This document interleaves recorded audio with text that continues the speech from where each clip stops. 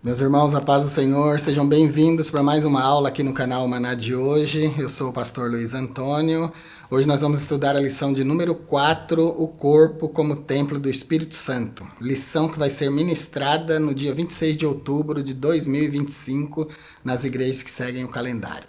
Nós estamos estudando essa revista do quarto trimestre, O Corpo, Alma e Espírito Humanos.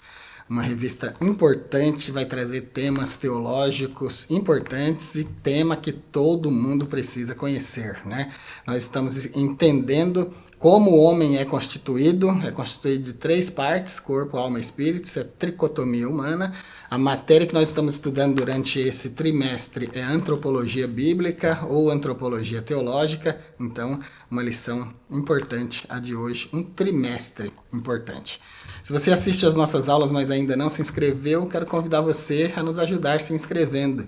Quando você deixa um like também, você ajuda bastante o nosso canal. Estamos numa campanha por 100 mil inscritos, estamos com 19 mil ainda. A jornada é longa, claro que eu só vou conseguir se vocês me ajudarem. Se vocês compartilharem, aí vocês vão estar ajudando bastante nessa campanha. E quando você deixa um like, você está dizendo para o YouTube compartilhar, porque quando ele vê que você gostou mesmo, ele então espalha as nossas aulas na plataforma do YouTube. E isso nos ajuda bastante, tá bom? Então, conto com você. Se você quiser assistir vídeos, aulas e cursos exclusivos, é só ser membro do canal. Se quiser falar direto comigo, seja membro consultoria. Você vai poder falar comigo, tirar suas dúvidas diretamente pelo telefone, tá bom? Aqui já na introdução, o apóstolo Paulo começa com uma pergunta retórica importante. Ou não sabeis que o vosso corpo é templo do Espírito Santo? Essa pergunta do apóstolo Paulo, ela chama a nossa atenção e a nossa consciência para a transformação que nós sofremos quando aceitamos Jesus como Salvador. O nosso corpo, que antes era veículo do pecado, agora deve ser apresentado como templo do Espírito Santo, como morada do Espírito Santo. Essa pergunta do apóstolo Paulo, ela não é só retórica teológica, ela nos convida a enxergar a realidade de que o corpo agora, em Cristo, ele se torna templo, morada do Espírito Santo. É uma coisa extraordinária, né? Nós pertencemos a Deus de 3 formas. Por criação, Ele nos criou. Por redenção, Jesus Cristo nos salvou. E por habitação, o Espírito Santo mora em nós. Dá uma pregação, hein? Então, na lição de hoje, a gente vai mergulhar na profundidade desse ensino, de que nós precisamos viver em santidade, em espírito, alma e corpo. Porque como a gente já estudou na aula de número 1, o homem, corpo, alma e espírito, a gente já viu que o homem ele é divisível só para efeito de estudo, né? Mas o homem é sempre um ser completo, de corpo, alma e espírito. Então, a santificação se dá nessas 3 partes do homem. É muito necessário. Tem muita gente que quer santificar o interior e entrega o corpo, abandona o corpo, né? Não santifica o corpo. A gente vai ver hoje que isso não tem coerência nenhuma, isso não tem lógica nenhuma. Então, meus irmãos, hoje nós somos desafiados com essa verdade de que cuidar do corpo e honrar a presença de Deus no nosso corpo é uma atitude cristã. A nossa palavra-chave de hoje é templo. Corpo como templo. Então, na aula de hoje, a gente tem uma metáfora do corpo como o templo de Deus, como o templo do Espírito Santo. Na aula de hoje nós temos 3 objetivos, como sempre, vamos levar vocês a compreenderem que seus corpos pertencem a Deus como habitação do Espírito Santo. Vamos ensinar que o corpo humano, à semelhança do tabernáculo no Antigo Testamento, é portador da presença de Deus. E vamos conscientizar vocês sobre a responsabilidade de manter o corpo em santidade, por meio da fuga do pecado, da prática da disciplina espiritual e do cuidado com o físico. Todas as 3 partes do nosso corpo são importantes, precisam ser cuidadas. O nosso textual está na 1 Coríntios 6 e 19. Ou não sabeis que o nosso corpo é templo do Espírito Santo que habita em vós, proveniente de Deus, e que não sois de vós mesmos? Nós temos 3 pontos principais para analisar aqui nesse texto, e um que eu vou dar como acrescento aqui, que é uma nota importante. Ou não sabeis. O apóstolo Paulo está fazendo essa pergunta como se fosse algo óbvio de se saber. Ele entendia que os coríntios, a esse ponto, já deveriam saber que agora eles pertenciam a Deus por habitação. porque o Espírito Santo mora no crente. O que o apóstolo Paulo está dizendo, em palavras mais comuns, seria assim, ó, vocês ainda não entenderam que o corpo de vocês não pode ser entregue ao pecado, como vocês faziam na idolatria, como vocês faziam nos templos pagãos? Eu não vou aprofundar muito aqui, porque no item 2 aqui do tópico 1 a gente já vai falar desse assunto, ou não sabeis. Então, é uma pergunta retórica do apóstolo Paulo para chamar a atenção dos coríntios, que o vosso corpo é templo do Espírito Santo. Então, o corpo não é só matéria, né? O corpo é morada do Espírito Santo. A comparação é com o templo de Jerusalém, o Beit HaMikdash. Beit é casa e HaMikdash é o santuário, ou significa também da santidade. Então, é o santuário, a casa da santidade. Do mesmo jeito deve ser o nosso corpo. A leitura bíblica em classe de hoje está na 1 aos Coríntios 3, 16, 17 e no 6, do 15 ao 20. Leitura importante, precisa ser feita aí na classe. Tópico de número 1, corpo, propriedade e habitação divina. Item 1, comprado e selado. Assim como o espírito e a alma, nosso corpo também foi comprado por Cristo e tem o selo do Espírito Santo. Na 1 aos Coríntios 6 e 20 está escrito assim: porque fostes comprados por bom preço, glorificai, pois, a Deus no vosso corpo e no vosso espírito, os quais pertencem a Deus. Então, queridos, nós, como um ser total de corpo, alma e espírito, pertencemos a Deus. A gente não é propriedade de Deus do jeito que essa revista é minha. Eu comprei essa revista aqui, ela é minha agora. Ela não tem vontade, ela não tem desejo, ela não tem projetos, ela é inanimada. Então eu faço com ela o que eu quiser. Nós, em relação a Deus, não é bem assim, porque a gente é inteligente, a gente é vivo. Então, a gente precisa se entregar. É por isso que está escrito: apresenteis os vossos corpos como um sacrifício vivo. Apresentar significa entregar, ou seja, é da nossa vontade. Nós precisamos nos mover para Deus. Então, o senso de propriedade é diferente. Deus, nós pertencemos a Deus, como eu falei, de 3 maneiras, né? Mas vamos aprofundar a forma como nós pertencemos a Deus. Deus tem sobre nós, e agora não só sobre os seus filhos, mas sobre toda a humanidade, um direito de criador. Ele tem a patente, né? Foi ele que criou o ser humano, ele formou o homem do pó da terra. Então, por direito de criador, a humanidade pertence a Deus. E depois, por filiação, porque ele nos salvando em Cristo, então a gente se torna agora filhos. Então, segundo a escritura da 1 aos Coríntios 6 e 20, a gente pertence a Deus de corpo e alma, né? O nosso homem interior, que é alma e espírito, e o nosso homem exterior pertencem a Deus agora. Isso aqui nos torna propriedade integral, então, de Deus. Diferente do que é uma coisa inanimada pertencer a alguém, nós pertencemos a Deus por nossa própria vontade. Nós nos entregamos. Olha, fostes comprados por bom preço. Esse bom preço aqui, eu vou falar dele daqui a pouco, tá bom? O que ele é. Jesus disse que enviaria outro Consolador e disse que esse Consolador habitaria conosco e estaria em nós. Eu já expliquei em outras aulas, mas vamos falar porque é pertinente, está aqui no item de número 1 do tópico 1, corpo, propriedade e habitação divina. Estar conosco significa estar no mesmo ambiente, a presença, né, de Deus no mesmo ambiente, a presença do Consolador, do Espírito Santo no mesmo ambiente. De modo que até pessoas que não servem a Deus podem sentir. Agora, habitará em vós, aí é só para filhos, porque os filhos são propriedade por filiação. Os filhos são adotados e agora eles recebem a presença não no ambiente, mas dentro de si.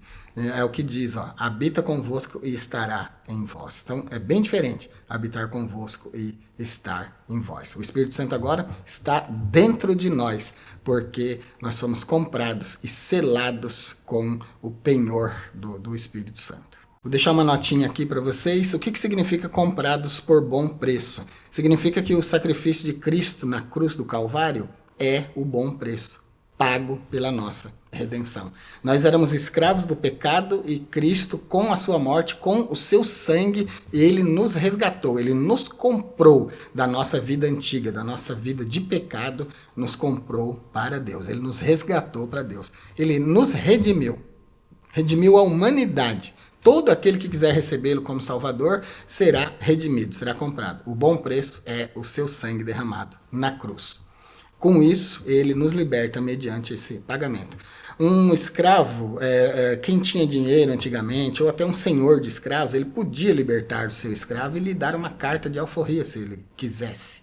E nessa carta vinha escrito tetelestai, ou tetelestai, que o escravo tinha sido comprado, tinha sido pago, era propriedade dele, e se ele quisesse ele podia libertar. Então ele podia redimir esse escravo, libertá-lo, para que ele não fosse mais escravo. Então ele recebia uma carta de alforria e ia embora como um homem livre. Foi isso que Jesus fez por nós, quando da sua morte. Nos comprou por um bom preço e nos libertou do pecado. Inclusive o termo comercial jurídico da época para comprados por bom preço era agórazo. Agórazo significa exatamente isso, alguém que foi comprado no mercado. Os escravos, eles eram expostos em praça pública como uma mercadoria. E quem tinha dinheiro ia lá e comprava esse escravo. Podia comprar à vista, recebia um recibo, no recibo vinha escrito, como eu já disse, tetelestai, ou tetelestai, são duas pronúncias, tá bom? Grego clássico e grego koiné. Tetelestai é o grego koiné, o grego comum do povo. E significa pago na totalidade. Missão cumprida. Tem 3 sentidos. Vou deixar um vídeo, tá bom? Explicando tetelestai para você aqui nesse card, que assim eu não gasto tempo falando sobre isso. Mas no recibo da compra do escravo vinha escrito isso. E agorazo significa o lugar do mercado. Ágora é a praça, é o lugar do mercado. Essa aplicação de remissão, de compra do escravo e libertação do escravo, ela nos traz uma lição de pertencimento. Quando o escravo era liberto por alguém, ele tinha uma dívida de honra com essa pessoa, né? E o escravo, quando era liberto, ele tinha 2 opções. Ou pegar a sua carta de alforria e ir embora, livre, como um homem livre, ou se ele quisesse permanecer, então ele dizia para o seu senhor furar a sua orelha, e ele então se tornava um servo voluntário. Por isso que o salmista Davi disse, no Salmo ele diz, as minhas orelhas furaste. Ou seja, eu estou me entregando para o Senhor agora como um servo, como um doulos, como um escravo, como um servo, da minha própria vontade. O Senhor me libertou e eu podia fazer com a minha vida o que eu quisesse, mas fura as minhas orelhas, que eu quero ficar na casa para sempre. Então, orelha furada significa agora servidão voluntária. E agora no item de número 2 vem, eu economizei lá, né, no nosso textuário para falar exatamente aqui. Não sabeis vós que o vosso corpo é templo do Espírito Santo?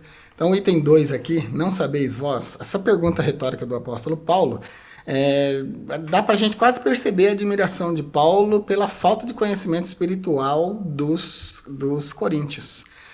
O apóstolo Paulo pergunta para eles, mas vocês não sabem que vocês agora pertencem a Deus? Que vocês são, o corpo de vocês agora é templo do Espírito Santo? Que vocês são propriedade do Espírito Santo? Os coríntios eram carnais mesmo, eram imaturos. A idolatria campeava na cidade de Corinto. Então, eles era gente que demorava para captar a ideia que o apóstolo Paulo estava tentando passar para eles. Então, o apóstolo faz essa pergunta, inclusive faz em outros lugares. Essa pergunta aparece pelo menos 4 vezes na carta aos Coríntios. Aparece no 3,16, no 6,15, no 16,19, apareceu aqui no texto áureo, né? Porque os coríntios não estavam entendendo a relação. Para eles não era muito difícil, porque como eu expliquei agora há pouco, um escravo podia ser comprado como uma propriedade. Quando alguém era escravo, esse escravo não tinha vontade, não tinha liberdade, não tinha expressão. Ele era uma propriedade do seu senhor. O Deus desse escravo era o Deus do seu senhor, a vontade desse escravo era a vontade do seu senhor. O corpo desse escravo era para serviço do seu senhor. Essa é a realidade da vida de um escravo. Então, quando a gente recebe Jesus como Salvador, o apóstolo Paulo faz essa pergunta para comparar. O que Paulo está dizendo é o seguinte, vocês não sabem que agora vocês, em relação a Cristo, são a mesma coisa de um escravo em relação ao seu Senhor? Né? Então é por isso que ele faz essa pergunta meio que de admirado, né? Ou não sabeis que o vosso corpo é templo do Espírito Santo que habita em vós? Aqui ainda no item 2 tem um ponto aqui que diz assim, ó, discussões que visam negar a necessidade da santificação do corpo é imaturidade e carnalidade, inclusive quando se refere ao vestuário. Meus irmãos, hoje em dia as igrejas simplesmente abandonaram os bons costumes das vestimentas que as Assembleias de Deus trouxeram para o Brasil. Tudo bem, já são 110 anos de Assembleia de Deus no Brasil, né? Muita coisa já mudou, a cultura mudou um pouco, os costumes mudaram um pouco. A gente entende isso, mas tem vestimenta que não serve para o cristão, né? Não serve para o irmão, não serve para a irmã. É necessário vestir o corpo de forma adequada, de forma que não dê escândalo, né? E tem uma, hein? Não é só na igreja, não. É na vida. O cristão, você como igreja, tem que ser diferente do mundo. Você tem que ser diferente do mundo no seu comportamento, no seu pensamento e na forma como você se veste. Precisa sim aparecer diferente do mundo, senão não reflete igreja. Né? Tem muita gente até que diz que paletó não prega, que roupa não salva. Isso é uma afirmação idiota, né? Porque a gente sabe que realmente isso não salva, que paletó não prega, querendo dizer assim, não precisa de paletó e gravata para pregar, mas é o costume da igreja, irmão. Por que não obedecer, né? E é bom, não tem roupa mais bonita, mais decente do que isso para um homem. E as irmãs também bem vestidas, né? Numa vestimenta que não dê escândalo, que não chame a atenção para a sensualidade e tal. Isso é decente, sim. Olha, não adianta querer negar que o cuidado do corpo não faz parte do processo de santificação, porque isso é incoerência. Por exemplo, vou mostrar umas fotos agora, veja se você reconhece. Quando você vê esse homem aí, por exemplo, não é fácil dizer que ele é um padre, por causa da roupa que ele está vestindo? Já em relação a nós, cristãos evangélicos, se eu colocar um executivo e um pastor lado a lado, a gente não sabe qual é qual, né? Porque a roupa é igual. Mas, por exemplo, a roupa, a veste do padre é muito peculiar. Bateu o olho já vai saber que é padre, né? Quando vir aquele ponto branco aqui na gola da sua roupa, já vai saber que ele é uma autoridade da igreja. Por exemplo, essa outra veste aí, quando você olha aí para esse homem, você não percebe que é um policial? E pela veste também, você não consegue diferenciar esse policial desse homem aí, que é do exército, por exemplo? Então perceba que a roupa fala, meu irmão, e fala mesmo. Então ela é importante sim. O irmão colocou aqui muito bem as discussões que não dão valor para vestimenta, essas são discussões de imaturidade, de gente carnal, de gente que não está ligando para a santidade do corpo. E hoje nós estamos estudando que o nosso corpo é templo do Espírito Santo. Então sim, precisa ser cuidado. Precisa se manter saudável, precisa se vestir bem. Não foi à toa que Deus cuidou de cobrir Adão e Eva no Éden quando eles pecaram, né? Então a vestimenta é importante. Lá no Jardim do Éden, quando Adão e Eva se veem nus, eles pegam folha de figueira e cobrem a sua nudez. Mas a folha de figueira daqui a 3, 4 dias ia secar e já não ia mais servir para cobrir a nudez, né? O que Deus faz? Coloca uma vestimenta mais permanente, então cobre eles com pele de animal, né? Que dura mais muito tempo. Isso fala então de que o nosso corpo precisa, a nudez do nosso corpo precisa ser coberta e por alguma coisa consistente, né? Que dure, que não mostre a nossa vergonha, a nossa nudez. Eu não preciso ficar discutindo isso aqui, porque a igreja tem o Espírito Santo, né?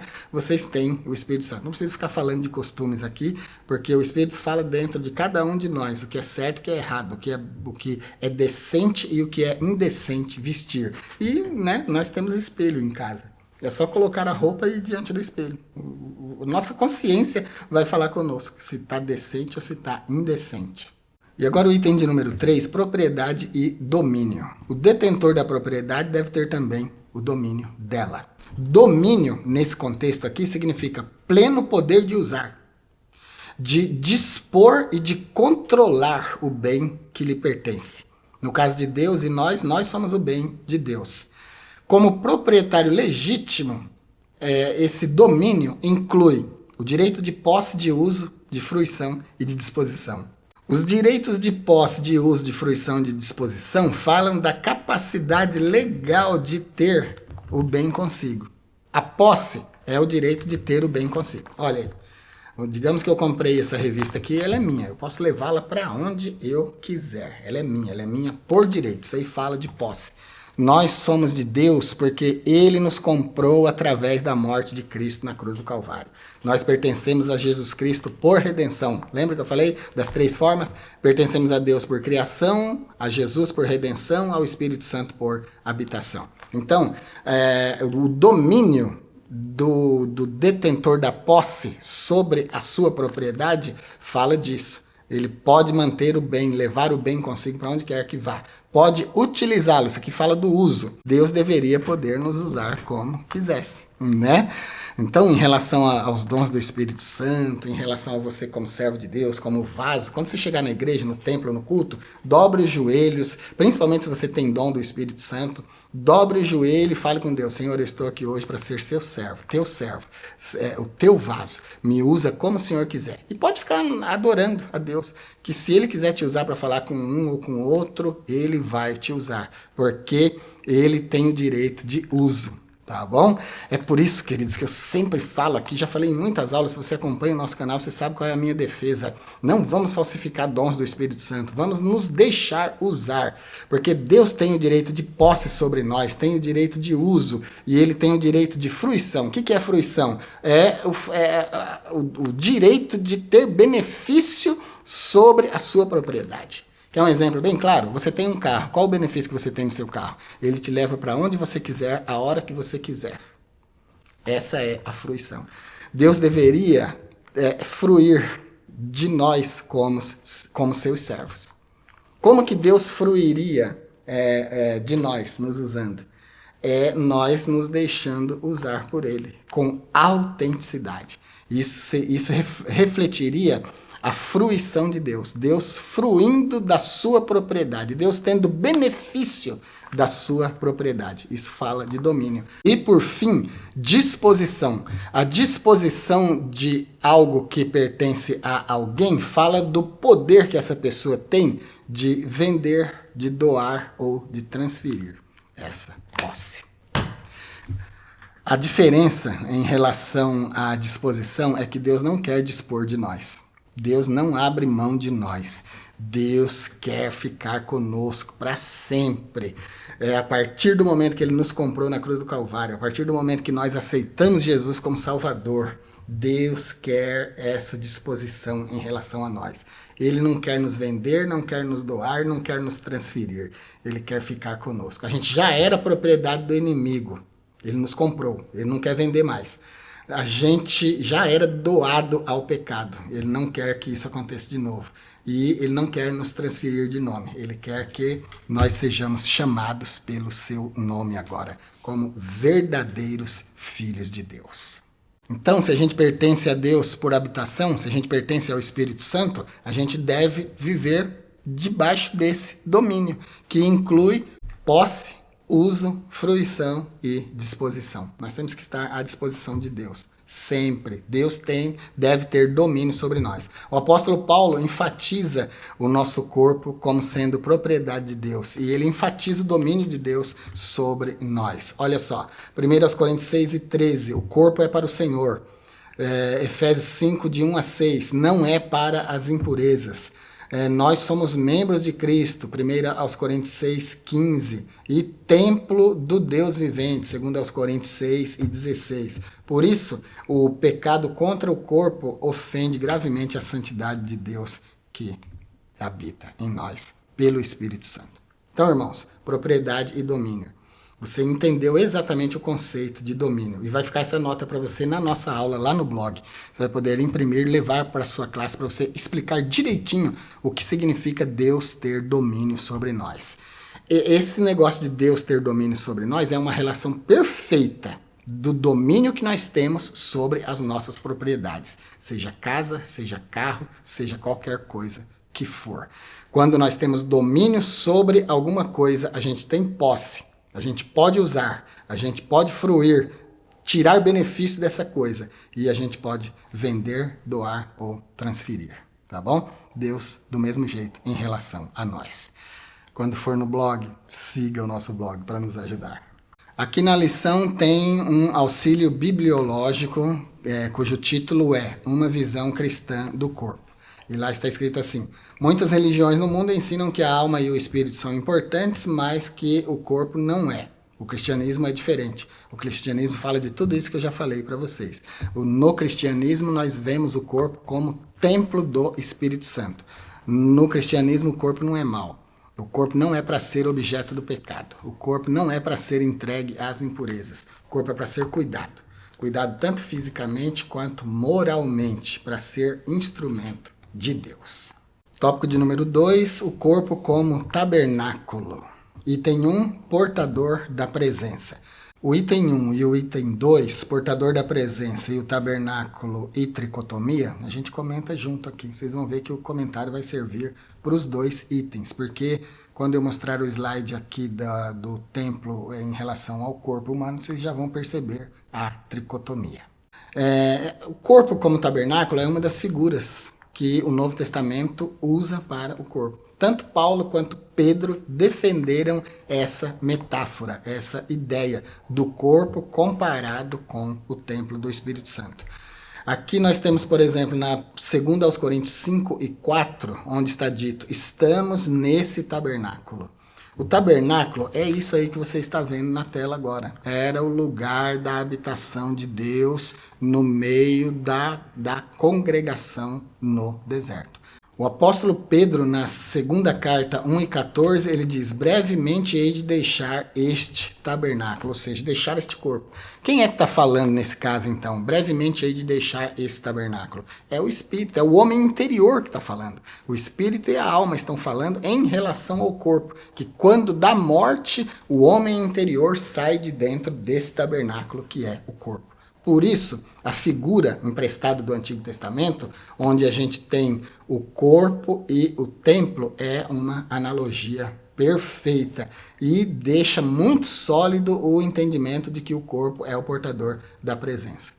Porque o tabernáculo no Antigo Testamento comportava a Shekinah, a presença de Deus. Vou deixar um vídeo para vocês, queridos, já deixei em outras aulas, vou deixar hoje novamente aqui na descrição, vou deixar no card e vou deixar também na tela final para você. Shekinah ou Panê. Shekinah é uma palavra hebraica que não aparece nas escrituras, só aparece no Talmud, mas ela significa presença. Presença de Deus em relação ao tabernáculo. Presença de Deus em relação ao Beit HaMikdash, ao templo. E a outra palavra é Panê. Panê é a presença de Deus. Não vou explicar, porque senão você não vai assistir o vídeo, né? É um vídeo de 6 minutinhos que vale muito a pena. Eu estou explicando essas duas palavras no hebraico, a diferença. Qual é a... Tá bom? Assiste o vídeo. Vamos dar uma olhadinha agora na tela aqui. O homem, templo do Espírito Santo. É uma analogia perfeita. 1 aos Coríntios 6, 19, ou não sabeis que o vosso corpo é templo do Espírito Santo que habita em vós, proveniente de Deus, e que não sois de vós mesmos. Aqui nós temos o templo. Eu desenhei uma planta baixa, né? O pátio do tabernáculo. Era todo o espaço sobre o qual era construído o templo, o tabernáculo antigo. E o templo foi feito basicamente da mesma maneira. Então a gente tem essa área azul, que é o pátio, o terreno sobre o qual estava o tabernáculo. Na segunda parte a gente tinha o lugar santo e na terceira parte a gente tinha o Santo dos Santos. Se a gente for fazer uma comparação do homem, do corpo do homem, como o tabernáculo, como o templo do Espírito Santo, a gente vai ver desse jeito aqui, ó. O pátio equivale ao corpo, o lugar santo equivale à alma humana e o Santo dos Santos equivale ao espírito humano. Vocês vejam que o corpo, sendo a parte mais externa do homem, em comparação com essa parte azul aqui do tabernáculo, que é o pátio do tabernáculo, é importante, porque as pessoas chegavam aqui na porta do tabernáculo para trazer o sacrifício. O sacerdote recebia aqui na porta, a pessoa não entrava aqui para dentro. Então esse também é um lugar santo.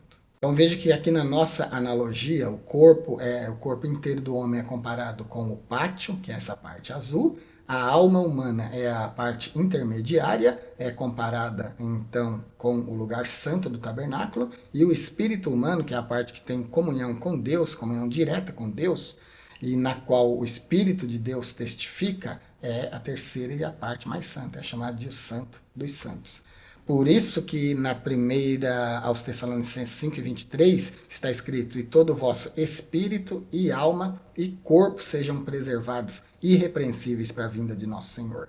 Porque a santificação começa no espírito, depois influencia a alma humana, que é a sede das emoções desse mundo, e depois ainda santifica o corpo do homem.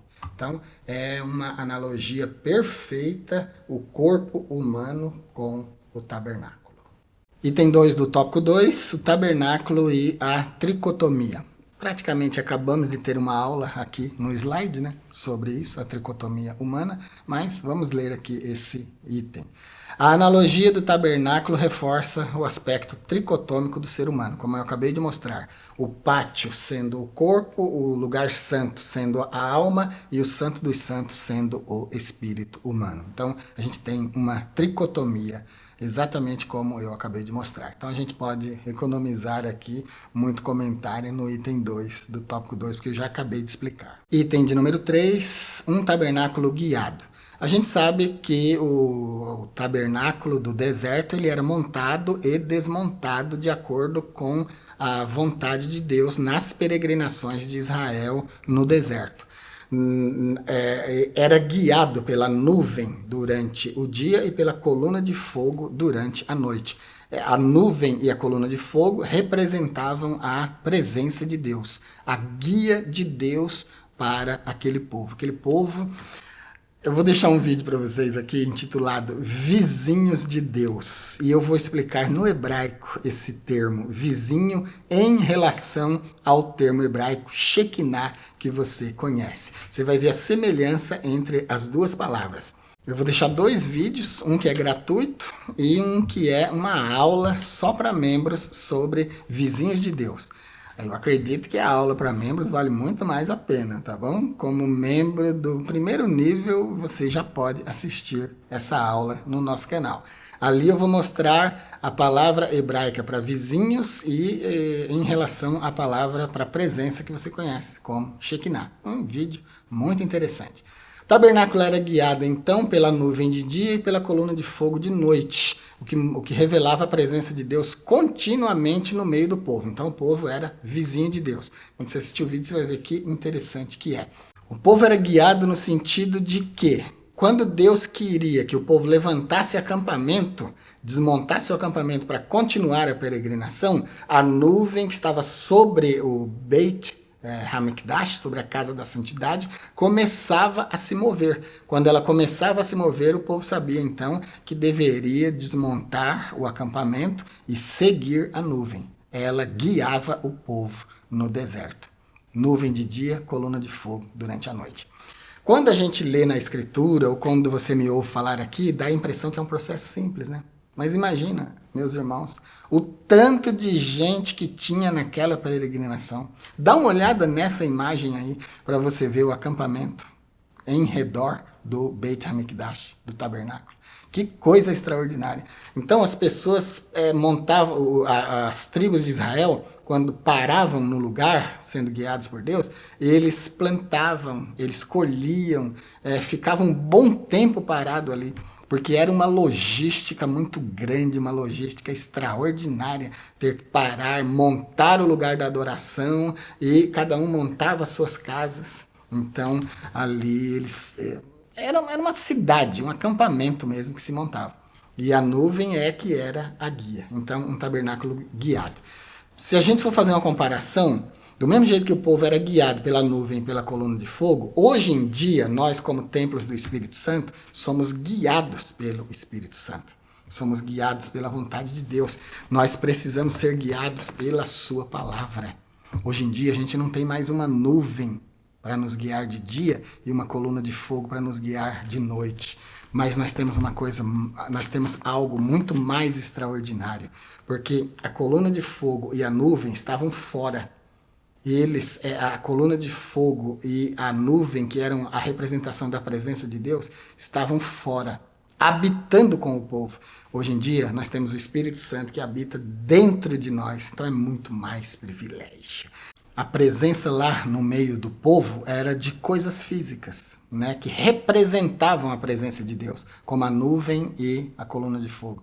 Mas hoje em dia não. A presença em nós hoje, como templos do Espírito Santo, é pessoal. O Espírito Santo habita em nós. Ou não sabeis que o vosso corpo é templo do Espírito Santo? Olha que coisa extraordinária, meus irmãos. Então, aquele povo via a presença de Deus representada na nuvem e na coluna de fogo. Mas dentro do tabernáculo tinha a presença verdadeira de Deus. A Shekinah estava ali. Lembra que Shekinah é a presença em relação ao lugar. Estava ali, dentro do tabernáculo. Mas o povo não podia acessar essa presença. Olha que diferente hoje. A presença estava lá dentro da casa do tabernáculo. A presença está hoje dentro de nós, como tabernáculos de Deus, como templo de Deus. Que privilégio, hein, irmãos? E para a gente ir terminando, tópico de número 3, cuidando do templo do Espírito. Item 1, fugir da prostituição. Aqui, na primeira aos Coríntios 6, 18, a gente tem o substantivo grego traduzido como prostituição, que é pornian. Pornian, do grego, significa prostituição. Na a versão ARC, que é a que eu sempre uso aqui, aparece pornian sendo traduzido como prostituição. Na versão ARA, Almeida Revista e Atualizada, pornian é traduzido como impureza. E na Nova Almeida Atualizada e na NVI, em português, é traduzido como imoralidade sexual. Todas essas práticas aqui, seja impureza, seja prostituição, seja imoralidade sexual, não importa então em qual versão esteja, pornian vai significar a mesma coisa. A imoralidade, a prostituição, aquele pecado que a gente comete através do corpo que tem relação com a sexualidade. E o termo grego, outro termo grego, daqui a pouco eu vou ler o versículo em grego para vocês perceberem as palavras.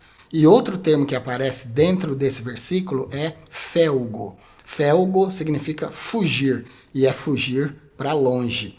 Do mesmo jeito que José fugiu da mulher de Potifar, fugindo da prostituição, aquela ali é a figura de felgo, daquilo que nós devemos fazer em relação à prostituição. A gente tem que fugir para longe. E é fugir de verdade mesmo, fugir para longe. Isso fala de fugir do ato de prostituição mesmo, da relação sexual ilícita, fugir desse tipo de pecado, mas fala também da pornografia, da visual. Jesus falou que se o olho te escandalizar, é melhor você arrancar ele, do que tendo 2 olhos, você ir para o inferno. Então Jesus advertiu sobre aquilo que nós vemos com os nossos olhos. É o finalzinho aqui do comentário do item 1. A pornografia, por exemplo, ela tem se tornado um vício altamente destrutivo, inclusive no meio do povo de Deus. 1 aos Coríntios 6, 18 no grego, para você identificar o termo para fugir e para prostituição. Fevietit pornian, panamartima o iam pisi anthroposektos tu somatos estin, o vi pornivon is tu ivon soma amartani. Fevietit pornian significa fugir da prostituição. Feviet, aqui, é uma variação de felgo, que aparece no comentário da lição. Então, feviet pornian é fugir da prostituição, fugir de verdade, literalmente, do mesmo jeito que José fugiu da esposa de Potifar. Então, o apóstolo Paulo está dizendo que qualquer tipo de pecado que a gente comete, a gente pode não envolver diretamente o corpo. De repente pode ser um pensamento, pode ser uma visão, né? Mas a prostituição literal, a prostituição em si, ela envolve o corpo. Mas o que se prostitui peca contra o seu próprio corpo. Ouvi pornivon is ivon soma amartani. Aparece pornivon aqui para o que se prostitui.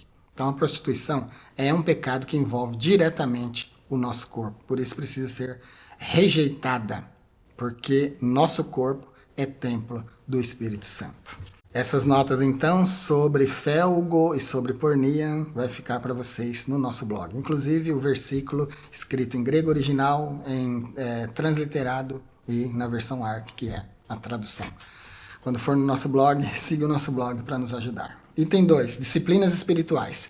Para uma vida espiritual plena, como templo do Espírito Santo, não basta que os nossos membros deixem de ser instrumentos do pecado. Eles precisam ser entregues para a santificação, precisam ser entregues, apresentados à justiça diante de Deus. Então, é aquilo, Deus, ele tem direito sobre nós, ele tem domínio sobre nós, né? Ele tem direito de posse, tem direito de uso, direito de fruição. Então, ele tem domínio sobre o nosso corpo.